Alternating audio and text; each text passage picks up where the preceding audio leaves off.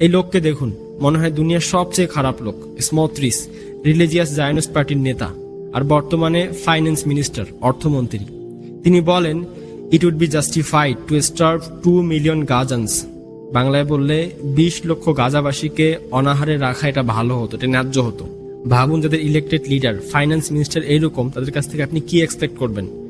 আর surprising বিষয় হচ্ছে international community, পুরা ওয়েস্টার্ন ওয়ার্ল্ড, যারা অ্যাকচুয়ালি হোল্ড রাখে ইসরায়েলের উপর, তারা কি করছে?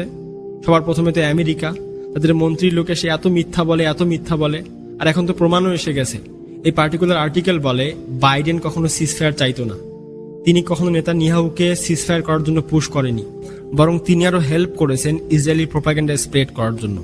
এই বেওকুব বুড্ডা নিজে এসে বলে, হা ভাই, দেয়ার ওয়ার বিহেডেড বেবিস। এটা বলার পর আগুন আরো ধাউ ধাউ করে বাড়ে। কোথায় বিহেডেড বেবিস? এই প্রোপাগান্ডা পুরো দুনিয়ায় ছড়ানো হয়, কিন্তু পরে ফাঁস হয়ে যায় সেখানে কোনো বিহেডেড বেবি ছিল না। আপনি আমেরিকার প্রেসিডেন্ট, আপনি প্রেসের সামনে এসব কথা বলবেন? আপনার লজ্জা হয় না? ইসরায়েলি প্রোপাগান্ডা আপনি প্রেসের সামনে ছড়ান। দুনিয়ার সামনে আপনাদের আর কি ভ্যালু আছে?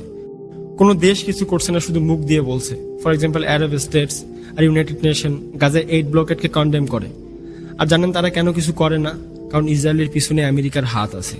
যেহেতু কেউ কিছু করছে না, এর মানে হচ্ছে আমাদের দুনিয়া ফেল হচ্ছে, ওয়ার্ল্ড ইজ ফেলিং।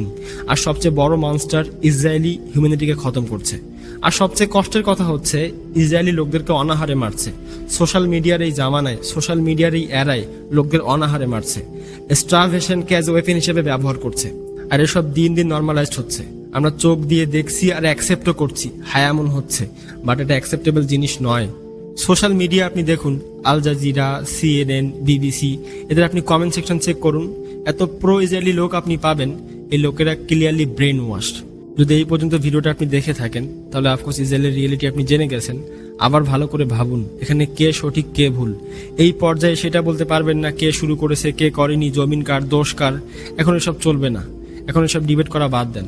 আপনি লোকদেরকে অনাহারে মারতে পারবেন না, না কোনো ল পারমিট করে, না ইনসানিয়াত পারমিট করে। এখানে কোনো আর্গুমেন্ট আর চলবে না। আমি এই ভিডিওটা স্পেশালি আপনাদের রিকোয়েস্ট করছি, শেয়ার করুন প্লিজ। এই ভিডিওটা শেয়ার করুন, ইনসানিয়াতকে বাঁচান। The world needs to wake up. যদি এরকম আরো ভিডিও আপনারা চান, তাহলে কমেন্ট সেকশনে লিখুন আর ভিডিওতে লাইক করুন। এটা ভিডিওর রিচকে পুশ করবে এবং আমরা উৎসাহ পাবো আরো ভিডিও বানানোর। আর যারা আমাদের অনলাইন কোর্স করতে চান, ডিসক্রিপশন চেক করুন, লিঙ্ক দেওয়া আছে, জয়েন করুন।